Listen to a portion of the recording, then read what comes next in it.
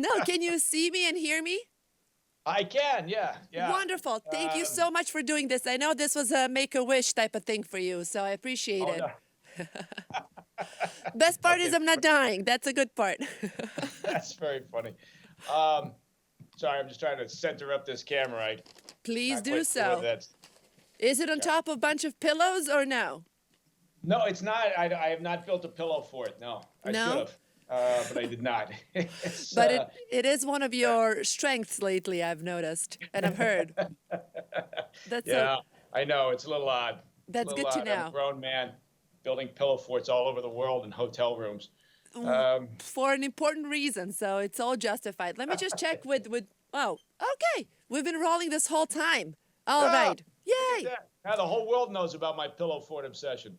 I know, I know. So wait a minute. You are recording your podcast. That's why you need a pillow fort. Let's clarify that so people don't Yeah, think that yeah, that's yeah. just one of your activities. Well, Um, I mean, it is the hey, don't knock President's my Daily Brief. hobby, but yeah, it's primarily for the podcast. And then, once I finish, then I like to sit in my pillow fort and drink a martini. But other than that, I wouldn't normally build one. But anyway, but yes, you're right. It's because, as you know, if you're Mm-hmm, traveling and you're trying to do a podcast, mm-hmm, and I've only been doing this since September, sorry, mm-hmm, then you need to worry about the acoustics apparently, because otherwise it sounds like shit. So mm-hmm. you have to dampen the sound, and which is fine when I'm home because I have a sound booth, a recording booth studio that they put in. Mm-hmm. But when you're traveling, you walk into a hotel room and you think, okay, do I have enough pillows in here? And yeah, Is that your number one concern when it comes to your podcast now? It's not like how the listeners are going to react to somebody getting murdered in Russia. It is how many pillows do I have in my hotel room?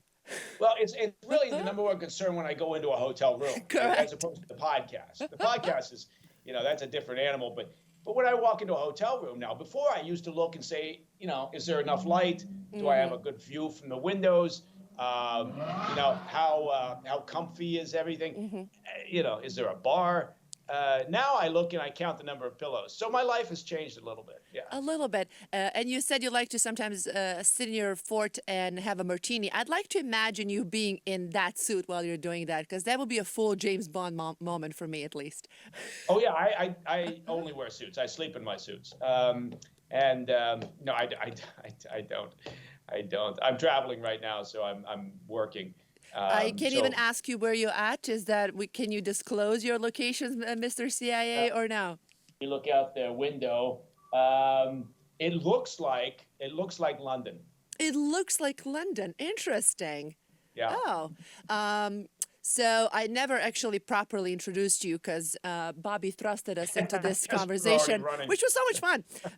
But I mean, people know who you are. But let's just announce you properly. Mike Baker, American British, former Central Intelligence Agency officer, security expert, PB Herman lover, and a fan. Is that correct? That is true. I don't know where you dug up that piece of information, but it's accurate. See, I can be a spy.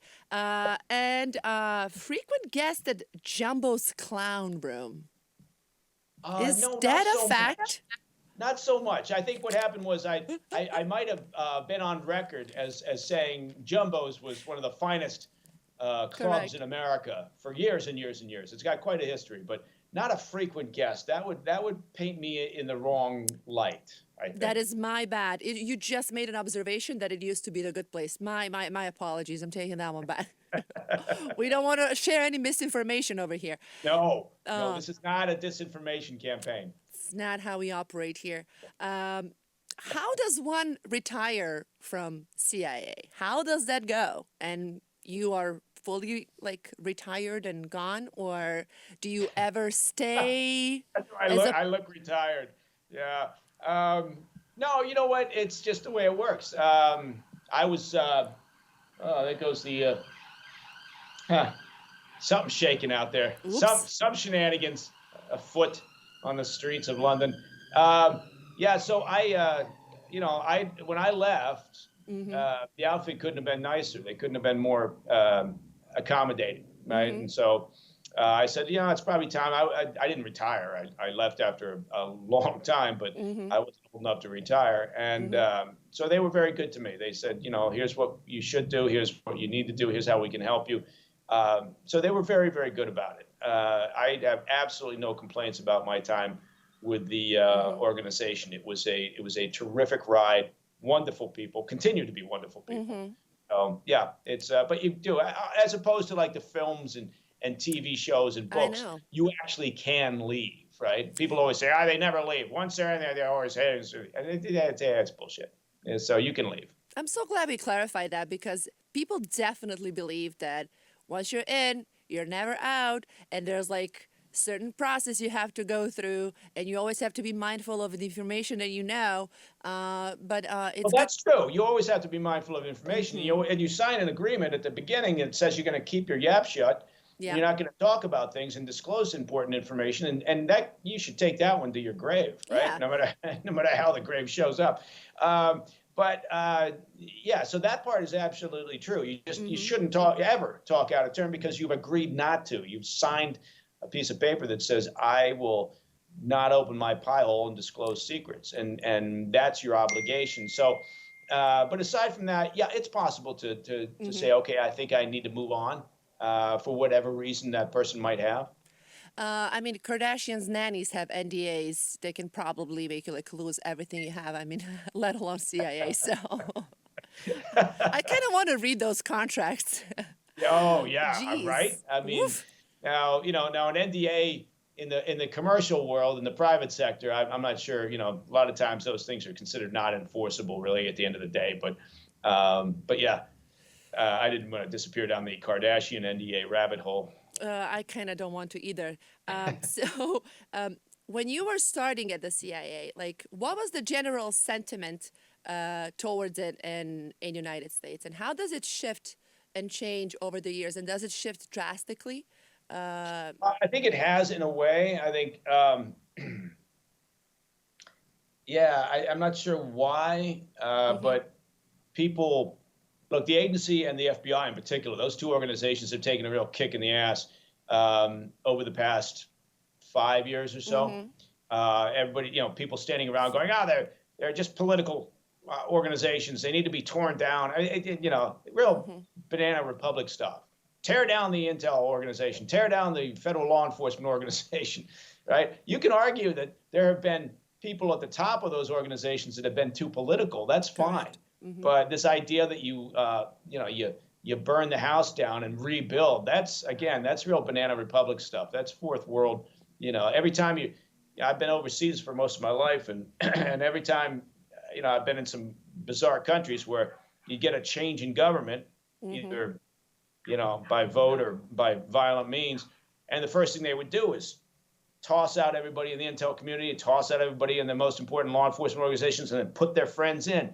That's how that works. And you don't want that in the States. You don't want a political organization. You don't want an overly politicized or apoliticized organization. But you also don't want to have this knee-jerk, dictator-like reaction that says, I'm going to shut it down and then rebuild it with my buddies. That's always the implication. With people who are loyal to me. Yeah. You want an organization. The agency tends to be very apolitical.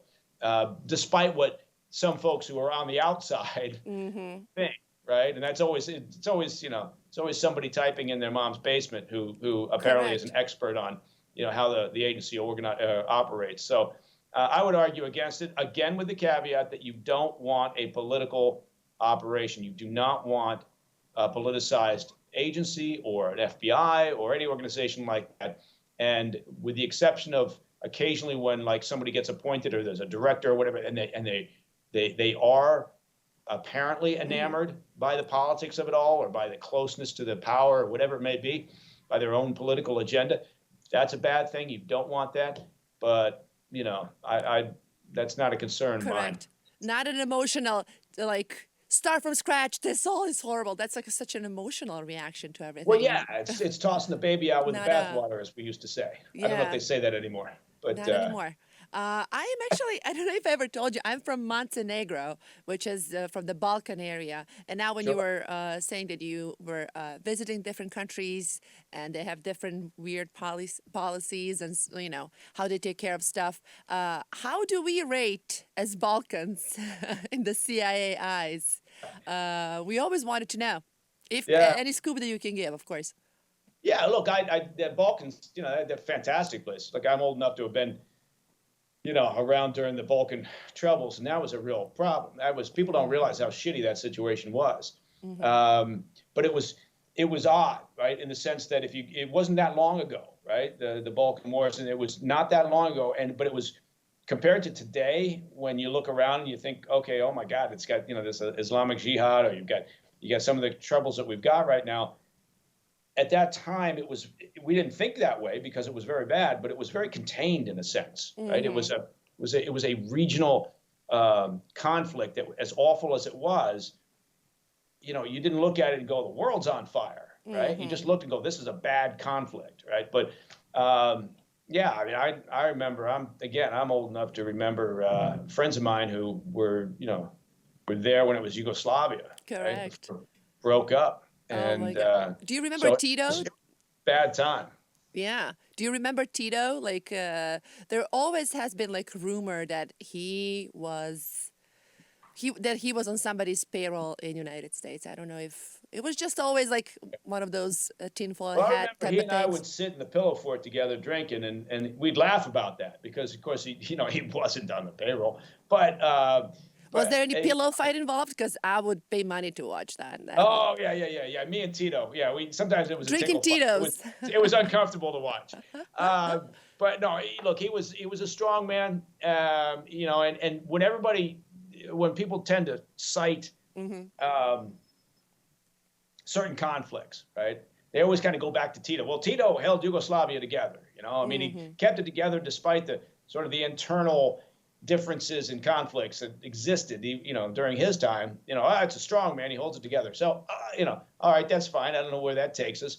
But, when he wasn't there, when it broke up, then it became very problematic.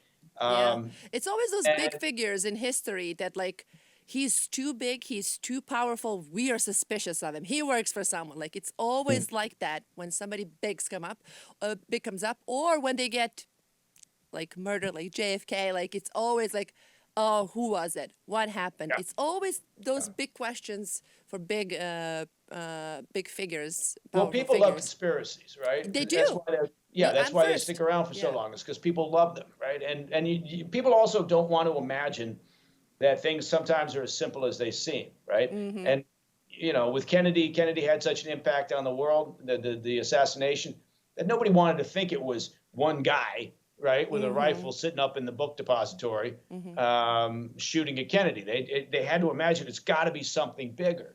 Now, again, was it? Well, never say never. I've looked at that case, and I don't know, maybe. But my point is, as opposed to just saying, okay, let's solve it. My point is, I understand why it's been such a persistent conspiracy theory. It's because it had such an emotional impact on not just the U.S. but the world, that nobody wants to imagine that it was just one person Correct. doing that and creating such a terrible situation and impact. So I don't. But It's again, a human nature as well. Even when something big happens on your personal level, you're always, oh, maybe it was destiny, maybe it was meant to be. Like, you always want to find a reason why things happen when you don't understand them and they're big and impact you. So it's definitely the same approach we have for especially for like figures like this that were beloved and so well known. But for me, it's interesting that even 60 years later, 60 something, recently president said that he still cannot disclose details because they might cause harm, to say. That is peculiar, isn't it? Or it is peculiar, and it's also I think it's kind of mindless. It's sort of the way the government can sometimes work. They overclassify things. Don't tell me you use the word mindless in Joe Biden's sentence, but well, I see what you did there. You tied those two things together. yeah. Yeah, I think it's the idea that somehow we need to keep that classified, right? That, I mean, look, everybody involved is dead, right? Correct. I can't imagine there's a sources and methods issue related to the Kennedy problem that would keep us from, so yeah, I think they're making a mistake by not just saying, okay, here you go, this is what we've got. And typically, usually what happens is it's not very impressive, it's not much, but they hold on to it, right? The government has a tendency to overclassify and stamp everything secret, right? And that's not particularly helpful. You've got to have some secrets, you've got to protect sources and methods, but you don't want to, you don't want to do that, because then it creates this suspicion, right, about, what's the government up to? Honestly, the government is not capable of doing, 75% of what people imagine it's doing. Yeah, people usually think like it's all government's fault, or it's all the moves that they make behind the scenes that we're not even aware of. Right. And Right. it's been on the rise ever since, I mean, internet doesn't help, social media doesn't help, but post-COVID, man, things have changed. Like things are so odd. It's just, Yeah. it's getting a little scary Great. out there. But actually, I had a question about it. That World Economic Forum has misinformation and disinformation as one of the most important issues that we should deal with in the future. Misinformation and disinformation. How do we even go about that? I mean, Yeah. fact checking, It was emotional. interesting. I think Davos, I think the World Economic Forum, I think they did that in part because they realized that they couldn't just keep banging on about climate change, right? So if all they did was get together again, all these, very posh, wealthy people, they tend to, every time they get together, they tend to say the same things over and over again. And, I think if they thought to themselves, well, if we just keep talking climate change, eventually people will stop paying attention to us. And wouldn't that be a shame if we don't get the headlines? So putting misinformation, disinformation there was not exactly rocket science. Yeah, of course that's a problem. It's been a problem for years though, right? And their whole idea was, well, AI is going to compound the problem. Well, of course it is, right? So nothing they said was particularly enlightening. I think they just spread it out a little bit so that they weren't seen as just bitching about climate change and looking to, kind of, I really don't even understand why we have this organization and they took why the they all lowest gather hanging in fruit. Davos. It looks like the world's most boring gathering of wealthy gits. Not if they're single, Mike. Not if they're single and I'm there. In that case, they are the most interesting people. I didn't realize you were looking. I don't know. They have their private jets. I'll tell you that, and they make big moves. And I am a big woman, so I don't know. I tell you, they got some dosh, they got some cash out there. But look, AI is definitely posing a problem for misinformation.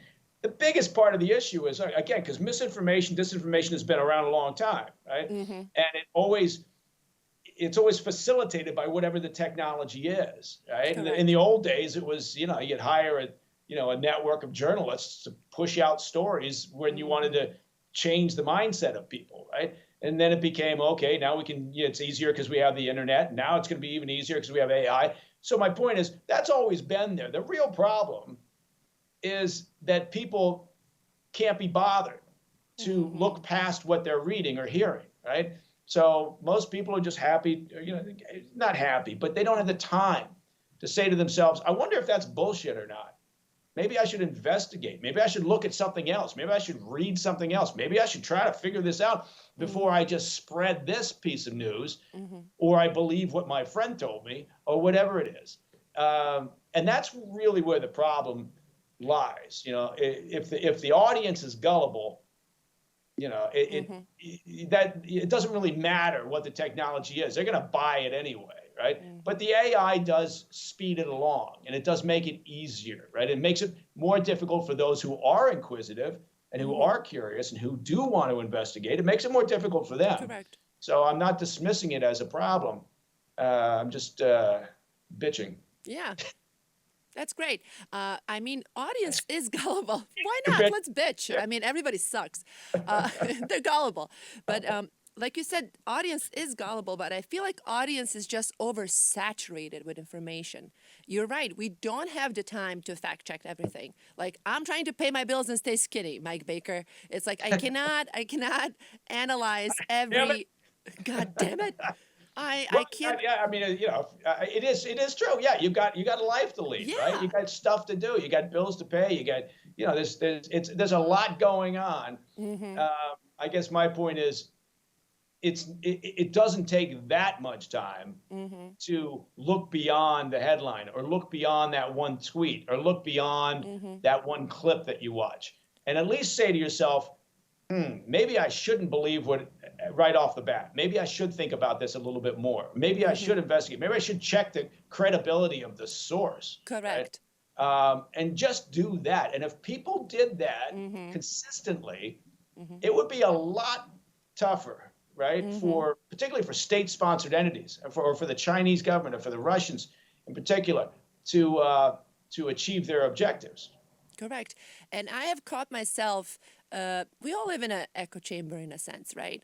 Like you Yeah. follow what you want to follow. I'm not going to follow things that I'm not interested or that I not necessarily agree, but like they kind of aggravate me when I read them, so I just don't want Yeah. to see it. And then you're surrounded with people who are like-minded, and you share articles and you share stories. And I've caught myself that I've shared to my friends stuff that was completely inaccurate. And what I know, spreading misinformation here. Call me Yeah. misinformation. And wow, I apologize for that one.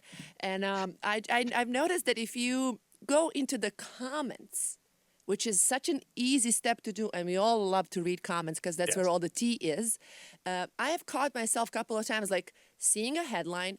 Oh my God, I have to send this to my friends. This is insane. We're all going to die. And then you read, and just a couple of comments in, somebody says, like, no, this was debunked 1998. That, like, they give you explanation. Yeah. Somebody who knows more about it. You just read and you realize, oh my God, I was about to get upset about this on like a personal level and Right. upset others.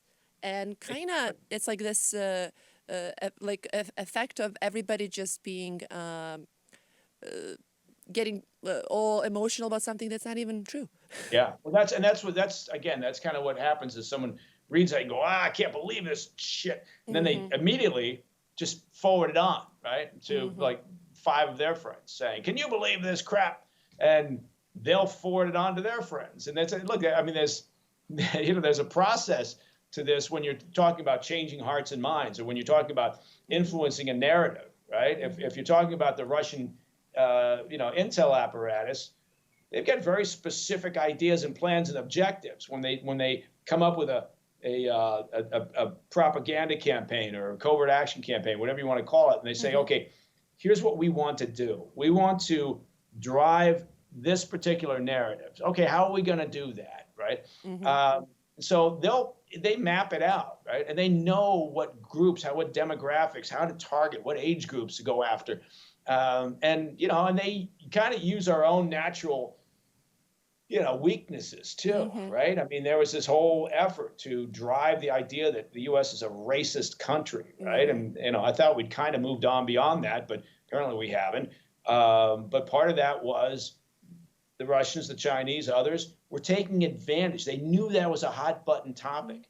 So they were using that, right, to do what they really want to do, which is create chaos in the states, destabilize the infrastructure, kind of chip away at the credibility of democracy and a free society, and all those things. And they find a lot of gullible people out there willing to bite on the bait they're tossing out. Interesting. And it's working because like there's division on every corner, and like every year brings a new topic that people can't see eye to eye, and it's almost getting, I don't want to say worse and worse, but I feel like people are completely like in their own little universes and are not ready to hear the other side. For Yeah. politics, for Yeah. everything, especially after COVID. Like there's something happened after that 2020 where we just can't see eye to any bigger Well, issue. I think people sat. They had more time to sit at home and like you pointed out, read what they wanted to read, right? Not what made them uncomfortable or not what challenged their existing opinion, but they just read shit that was right in line with what they believed, made them feel good because it made them feel as if they're correct, right? They're all righteous. And so people had more time to do that, and that naturally, I think, hardened some of those lines. But yeah, nobody lives in the center anymore. At least, if they are, they're not making any noise. They just hunker down because, if you live in the center, you piss off both the right and the left. I'm in the center, I have to say it. See, both sides hate you. Everybody hates me, including my family. But I am a political orphan at this point. Like I really don't know which side to take, and I hate that I have to take a side because I agree with a little bit of here and a little bit of there, and I like to make like an educated decision. But it's just getting so difficult because if you question anything from each side, you're just getting destroyed. Oh well, you're a Nazi if you do that. Oh well, you're like, come on, let's talk about some topics. Yeah, Maybe you're a racist, or you're this, or you're that. Yeah. I mean, look, if you support small government or fiscal responsibility, national security, border security, and at the same time you think, I don't give a shit what people do at home or who they marry or what a woman does with her body. It's not my business. You can't. There's no place to go if you have those thoughts, right? If you're not a complete social conservative, right? If you just think, look, the job of government is not to get involved in people's kitchens, right, or in their bodies or whatever. But you also believe that the job of the government is to promote national security, border security, small government, fiscal responsibility, all those things. Trying to marry those up is very difficult, right? And certainly trying to find somebody who can actually, make their way through the political process to a position of leadership, because the primary system means you only get the hard right and the hard left voting in the primaries. Correct. So you end up with the hard edges and the politicians that throw the meat out to those people. And so that's why we've got such a dysfunctional situation right now. Correct. That's literally what's happening because they know that opinion that's on the fence, it just won't do anything with people. They need something. You're not even on the fence, but that's what they'll say. Is they'll say, you're not principled. Well, bullshit. I am principled. I believe this and I believe that, and I put them together, right? Because I think no shit gets done unless there's compromise, right? So and it's completely. To me, anyway, it's completely pompous to think that the other side doesn't have some good ideas, just like the other side should think that, okay, there's some good ideas over there, right? And the whole point of the exercise is the parties should be talking and negotiating and compromising to come in, but they don't do that because they know that their base will excoriate them, That right? is correct. And they'll be screwed from getting that next election. Now, if we had term limits, and they weren't worried about having a career in politics and staying up on Capitol Hill for 42 years, then maybe they would be a little bit braver. That is something that that is one of my opinions for sure. Like nobody should work for the government or be a politician for a long. It cannot be a career that you just do your whole life, because then you don't do what's right. You do what's right for you. And we have seen it historically, just what happens. I just was never aware that happens in United States. I never thought about it till recent. I never thought about politics, honestly, until like Trump era opened up everything for everybody. We all know it. Things have changed after 2016. People think about politics more, talk about politics more. There's more division. But I just know, like, back where I'm from, like, once when you're in politics, you stay in politics. That's your career, that's your life, that's what you do. And here I never had that sense. And then I'm like, oh my God, look at Nancy Pelosi and look at like these people have been here forever. All of them. Chuck Schumer, Mitch McConnell. All of them, like I don't even geriatrics. It's just no offense, not trying to be mean, but like it's just not. I don't understand it. I mean, I guess, and this is not true from all, because we do have some very good, well-meaning politicians. We have people who get in it for the right business, right reason. But I do think that regardless of who they are, I think if you had term limits, you'd keep the people out who are getting in it for the wrong reasons. Correct. Right? Correct. And so at least you hive off that group, Mm-hmm. and hopefully you get more people willing to throw their hat in the ring, you know, and don't even get me started on campaign finance reform. I mean, the idea that you have to spend $50 million to win a seat is absolute horseshit. And we should, if you can't get your point across for a couple of $1 million, right, for a congressional seat, what Jesus. the hell's wrong with you? Oh my So God. I don't know. It's a strange place. That's Yeah. probably one of the biggest concerns right now is how do you walk the dog back and get politics back to some place where, people don't feel so alienated. People feel as if maybe there's some compromise that's capable of happening. Mm-hmm. Uh, but that's above my pay grade. I know, but I mean, we are approaching the election 2024. Approaching. It is the election year, but this mood of like, I can't agree with the other side is getting worse and Right. worse. I saw a man wearing a MAGA hat in New York. Like, that is incredible. That means that weird shit is going on. Like, people are changing their minds. Yeah. Weird stuff is going to happen. So this leads me to one thing. No matter who wins, I think there's going to be a lot of upset people. There might be some problems out there. There might be an I don't think outrage there'll moment. be. I think. Look, that the Democrats would like everyone to believe that if Trump doesn't win, there's going to be it's another threat to democracy, and they're going to there'll be a revolution, and oh my God, we got to keep him out because he's Mm-hmm. God, so it's the Democrats, they God bless them, they can stick to a message, and they've decided their message going forward is all about fear mongering, right? Mm-hmm. And that's not helpful all by itself. How about you talk about your issues and your accomplishments? And on the other side, the Republicans they engage in the same thing, only they basically, they everything's bad, right? Everything that the Democrats do is bad, right? When you if you tear it apart, you look and go, okay, have they done anything that's good? Have they done are there any accomplishments? Well, okay, fine. Look, there was that old, saying about Joe Biden that came from Robert Gates saying that, he's been on the wrong side of every foreign policy decision. Well, okay, if you want to give him some credit, give him some credit on Ukraine. He did the right thing. He stepped up. He or his administration anyway worked hard to try to build a coalition, and they've held NATO together, and NATO's grown. So that's a good thing. You've got to be able on either side to look at the other and go, okay, maybe I don't agree with all your positions, but there's got to be some level of reasonabableness here where you can at least say maybe that was good, maybe that could have been done better, but we could work on that.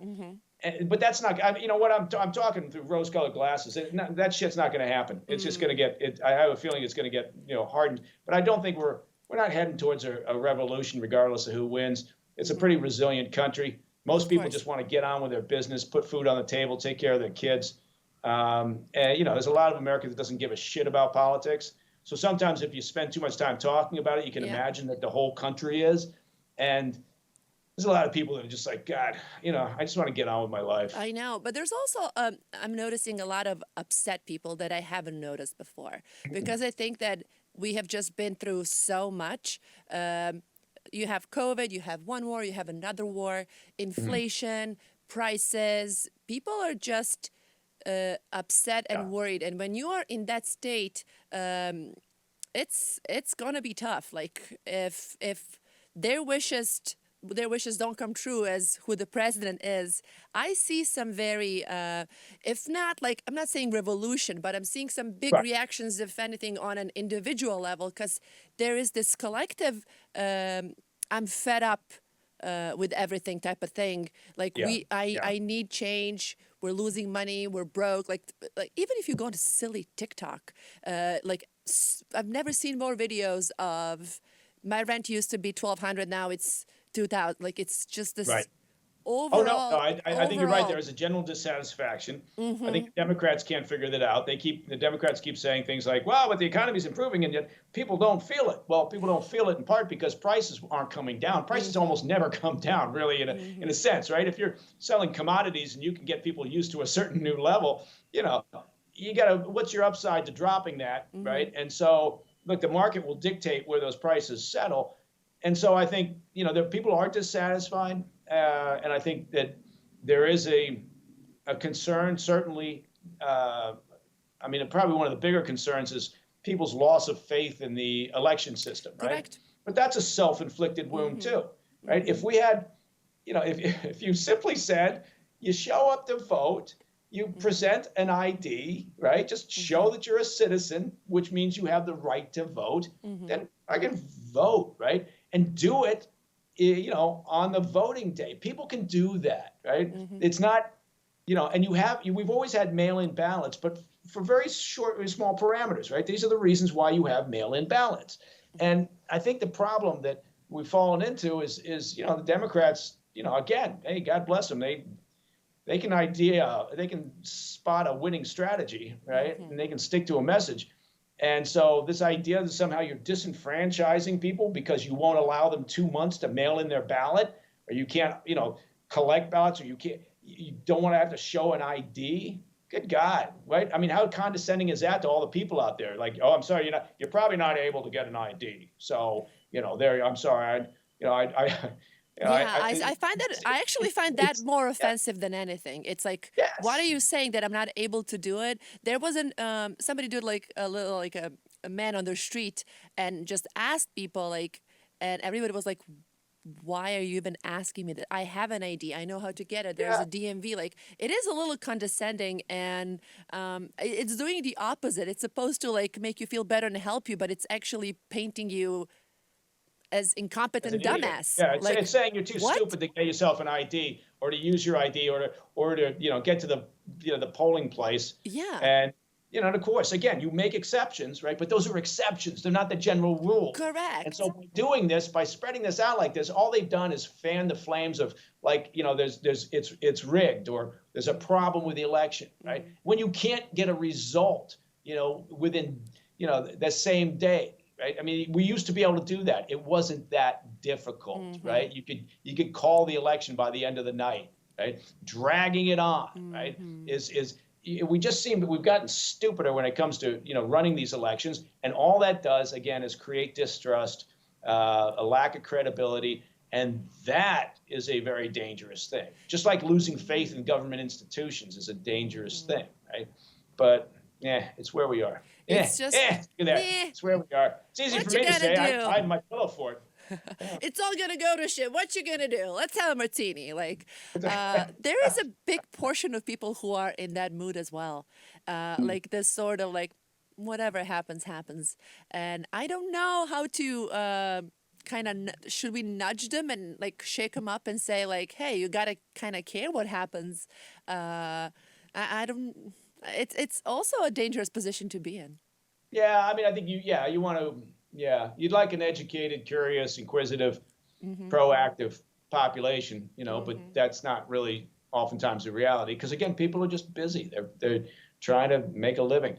And I don't blame people for being confused, honestly, because everybody's like almost like, oh, we're so stupid, we don't know basic things. It's like so many information, so much is thrown at us. There's just too much going on, and I believe that it's mostly that we are overwhelmed that creates this type of feeling. So it's just being overwhelmed. Mostly. Yeah, I think that's true. It's overload of information. You're right. It's because the technology allows for easy access to information nowadays. There's so much of it out there, and it hits you so quickly. Yeah. And now, and everybody is a journalist suddenly because they've got a smartphone. Yes. So they can get on TikTok and Correct. comment, or X or whatever. Correct. And I think so that's got an upside and a downside. Yeah. But I'm also a doctor. I diagnosed myself successfully through Google a few times. So we're all becoming everything. Oh, no, people are. I'm always impressed by the millions and millions of constitutional lawyers and pharmaceutical experts and Chinese experts and theater of war strategists. I mean, people change hats constantly, and I'm amazed at how social media has created so many experts on everything. I remember when the Chinese balloon incident happened. Boy, the theories on that one were fun. I was polishing my tinfoil hat and reading all of those because it was just so. I was like, where do people get these ideas? I know that like a balloon that came. It's a fun topic to play with, but I feel like people went so far with that one. I don't know, like. Yeah, that was a perfect storm right there for conspiracy theorists and for also for all the political pundits out there and everybody. Again, it's very easy to see why we're somewhat divided now, and if we didn't have the internet, then the news outlets would have the time to fact check, right? Correct. But they're all playing beat the clock to get the story out ahead of Chad, who's got an iPhone and is going to push something out there. So all the regular news outlets, they don't bother to fact check. They'll correct it maybe after the fact, but they just want to get the story out there. Correct. Also, is Chad single? No, I just wanted to say. He's in Davos right now. I'll have to ask him. Great. But yes, you're absolutely right. Now it's the priorities for information to be out because you'll get more clicks and it doesn't matter if it's checked. And what a dangerous position to be in. Good luck to all of us. Oh my God, Mike, everything is going to shit the more we're talking. Oh my goodness. You know what? Again, it's a very resilient place. Yes, People yes. to be resilient. We'll be fine. We always imagine it's like as bad as it's ever been, and it's not. Despite some of the hysteria that we would get, oh my God, January 6th was worse than Pearl Harbor, Civil War, and you think, no, it wasn't. Keep it all in context, But I think we'll be fine in the long run. But this certainly is an interesting time, right? And it's always good, like I said, I think for people should be more engaged. People should be more inquisitive. People should be more curious. That it'd be nice if as an example, if our politicians were that way, right? If they would ask more questions and maybe, I don't know, maybe work together. Again, I'm saying things that aren't going to happen, so I'm wasting kind of the viewers' time. But no, not at all. Is it fair or is it too much to ask? More like a tarot reading type of thing. What do you think? What your prediction is? Is it too early? Is it too personal to ask that? Or if not a personal prediction, just predictions for what? For the 2024 election. Oh, for that thing. Yeah. Yeah, I mean, I think I don't know. I mean, there's it's too early. Here. It just depends. I mean, like if Trump isn't convicted on something, right, then it does appear that he's going to be the Republican nominee. If Biden, knock on wood, nobody wants anyone to have a health problem. But if he doesn't have a health problem, then he'll be the Democrat nominee. So in a country of 330 million plus people, we end up with these same two people again running, and nobody seems happy about it. Oh, I know. We're just letting it happen. Yeah, right? to held hostage by that. Yeah. And I think that in the long run, unless Trump figures out a way to make peace with all the moderates out there and the independents, which he lost the last time around, which is why he lost the election. Unless he can get them into the fold again somehow, I think we end up with President Biden. And if that's the case, I've said this for some time now, then we eventually end up in a couple of years or so with President Harris. And not to say that she could be the least competent politician to fail that far upwards, but she's close. And the idea that we would end up with a President Harris, and I don't give a shit whether she's a woman, a person of color, or anything. I'm talking about her abilities. Correct. And her ability to be a leader and to be the leader of the free world. God, that's a frightening thought. I know. So but they would have you think that, no, you're saying that because you're a genderist or you're racist or all the labels. I'm sick of it already. That's not the point. The point is competency. The point is, are they capable? You should be based on your merits, right? That's what this whole thing is supposed to be about. But that's not how it works. And look, it's not a mystery. We know why. And I'm not saying anything. This is not like revealing some secret. President Biden said if nominated, he would or he would choose a woman of color. He boxed himself in, right? Mm-hmm. You should leave your candidate pool, and say, I'm going to choose the most competent person out there. I'm going to choose the absolute best choice for vice president. Now, if he had done that and then he had chosen Kamala Harris, great, right? Mm-hmm. Then she's not saddled with this obvious statement that he makes saying, I'm going to choose a person based on these immutable characteristics. And so she's got to deal with that, right? Which isn't fair to her, even though I'm not crazy about her leadership ability or competency, but that's not fair to her. Just like it wasn't fair to the Supreme Court justice, to do the same thing. Just politicians are so stupid and they're so pandering nowadays. There's no more meritocracy. Yeah. Just say, look, I'm going to choose the best person, then choose that person. And, great. But don't, anyway, but that's where we are. Everything has to be sliced and diced based on particular, priorities and demographics. Yes. But pandering offends me more than anything. That's insulting to my intelligence. Pandering is just like, it gives me an ick, as kids would say today. Just like, it does the opposite. Is that what kids say? Yeah, it's the ick thing. Oh, I guess. I didn't know that. I got 3 kids, and I've never heard them say ick, but I'm going to ask them about it. Please do so. I will. Yeah, because it's an important information, of course. I'm here to educate you, Mike. Yeah. What's that? I'm here to educate you about important things, like icks and stuff. I feel like I've been educated. Yeah. Oh, thank you. No, I'm saying pandering to me is the worst. I react opposite to it. I tend to dislike it. For me, it's like this knee-jerk reaction. I'm like, nope, no, thank you. And Kamala Harris, I gotta say, is so unpopular. I don't know how that's gonna pan out. It's just people don't like her. Like, there's comedians who have the whole Kamala Harris impersonation act at this point. It's just... But unless she's... Bit of there's a no joke. way they can move her off the ticket, right? If Biden runs, he runs with her. There's no way that the Democrats would... They couldn't even imagine what that optic would look like to say, okay, we're going to replace the VP candidate because she's unpopular, right? Correct. Because again, from their optic, well, that by their definition, that would make them racist and genderist, right? So that's not going to happen. So again, unless Biden steps down, in which case they clear the ticket for a new VP and presidential candidates. But unless you do that, this is what we get. Correct. Unless Trump is able again to broaden his support base outside of those incredibly loyal MAGA voters, then we likely end up with Biden. And like I said, in a period of time, just based on what we're seeing from, is the aging process, which we're all going through, then, we end up with President Harris. Correct. Which sounds interesting, to say the least. I won't use any other words.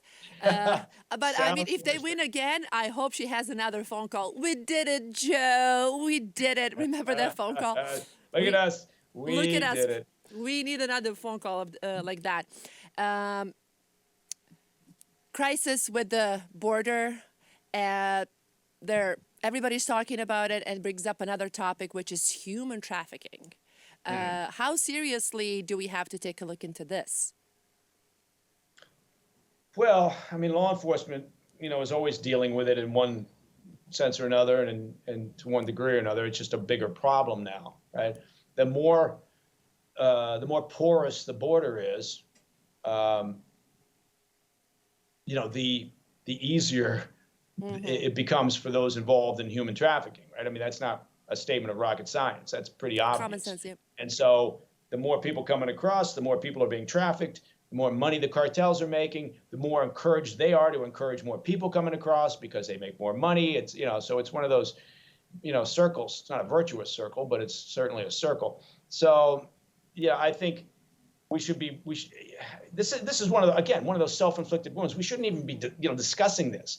It's not tough to lock down, well, not lock down, but it's not tough to have a secure border. And yet this current administration acts as if it's somehow almost impossible or undesirable to do that. Unethical, almost, in a sense.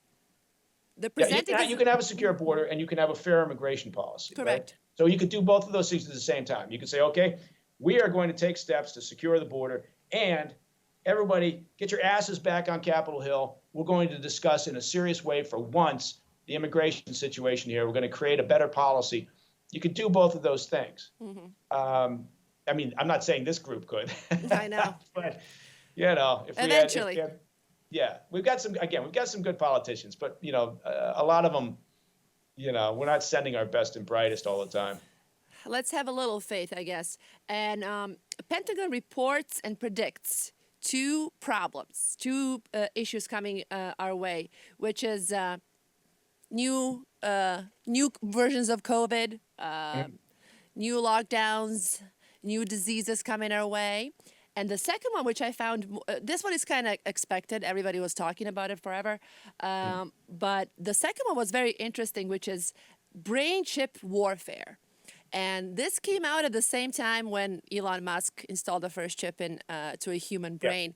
Yeah. And the brain chip warfare is mostly regarding politicians who will not retire, who wants to stay in politics forever and want to have a chip that can help them with their cognitive abilities. So this is such an interesting thing that they're talking about. I was kind of mortified. Yeah. I think the last thing we'd want to do is zombie politicians. Extend the career window for politicians. That would not be what would drive my research in science. Is saying I want those politicians to be around longer. So yeah. I think it's more of a concern from a military perspective. Is there any advantage to be gained on the battlefield? Do you create a more capable super soldier or something from that sort of thing? They've been working on that for years, making a more efficient, effective warfighter. So I think it's an interesting area of development. But look, they're engaged in all sorts of things that the general public, you know, would be kind of surprised about. Weaponization of space, and you know, the creation of hypersonic vehicles and weapon systems, and there's a lot going on that will change the nature of war. Not that you'll still need door kickers, you'll still need people on the ground, right? But there's certain things that are taking place. Cyber, warfare is, look, if there were to be a global conflict with another major power, right, one of the first things that would happen would be disruption on the home front. Right? They've been mapping as an example, and not that we're not doing the same thing, but we better be doing the same thing, but mapping out infrastructure, right? So you shut down power grids, you shut down transportation hubs, you shut down ability to move cash or get cash, you shut down your ability to transport food, water systems, right? I mean, if there were a major global conflict, that's what it would look like, because you want to demoralize that home front as quickly and as hard as possible, right? And that's just, I mean, the nature of war is going to be changing, and people have been working on that for some time now. So it's out there. And people have that's why we don't want a major global conflict, but you also have to project strength to avoid that. Yeah. Right? People can't. There's a group out there, not a group, but there's a lot of people on both parties, that think we should just draw the curtains and focus on the U.S. and just let the world. No need to be a policeman of the world, or no need. We should be an isolationist, and I find that very puzzling, because they're acting as if the world's not already incredibly interconnected. Somehow, if we just focus on ourselves, the world will sort itself out and it won't impact us. Correct. Now more than ever, if anything. Yeah.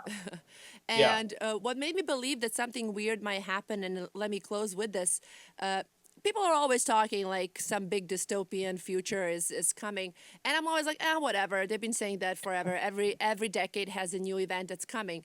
But do you know what alarmed me that it might happen? There was one sign, which is dystopian meals at Costco, Mike Baker. Oh. Have you seen those? They sell dystopian. I'm going to buy some. Yeah. I haven't seen them, but I'm getting me some. Yeah. Isn't that a sign? Are you talking about like prepper packages, prepper foods? Correct. Like mac and cheese and stuff that can be preserved. You can buy this. Wait a minute.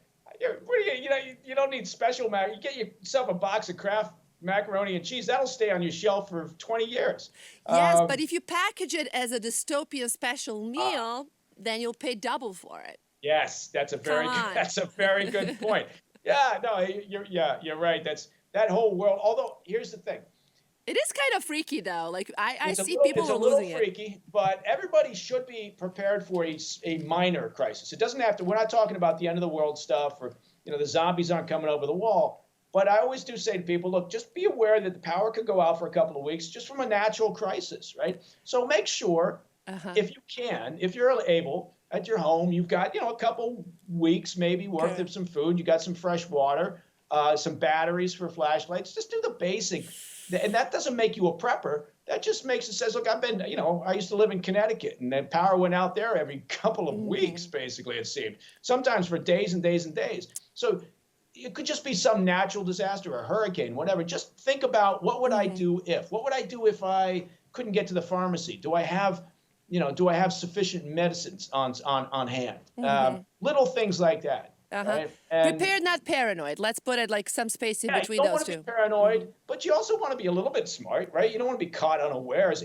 And again, I'm not talking about the missiles flying. I'm talking about maybe just a natural disaster, or the infrastructure, the grid goes down at some point for a while because of some natural occurrence.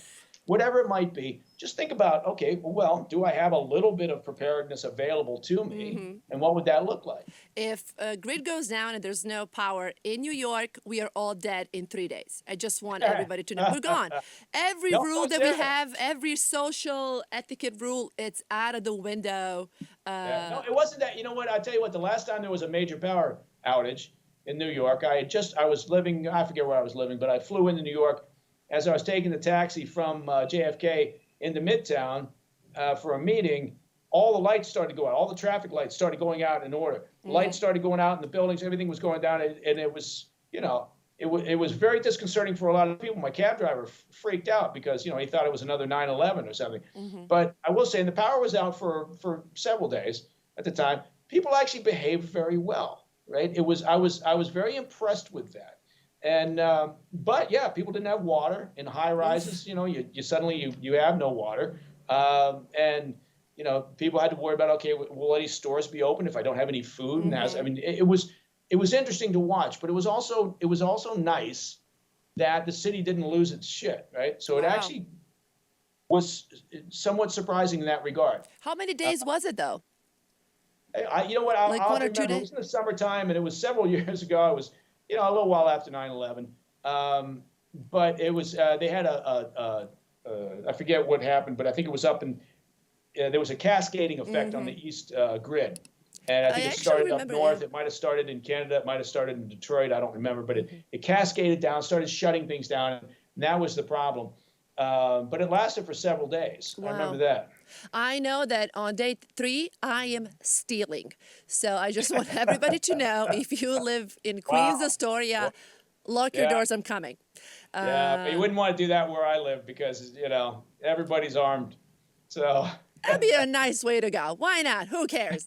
That's right. I got shot for taking a, better to be, You'll be eaten in the process of grid being off anyway. I don't know. We're just spitballing here how I'm going to die. Anyways, thank you so much for your time. Bill Schultz is saying hi. With his thoughts, I can see it from here. Like he's doing this, which means...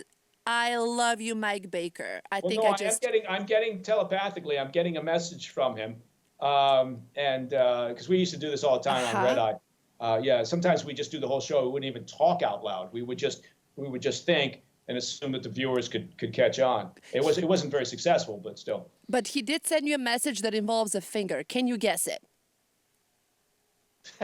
I can guess. I can guess only because Bill, spent 4 years as a proctologist, and a lot of people don't know that.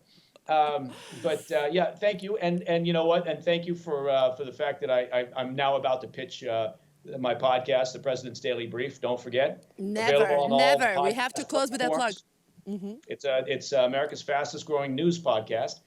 And you can catch it in the mornings, catch it in the afternoon. Only take a few minutes of your time each time. It's very brief, hence the name.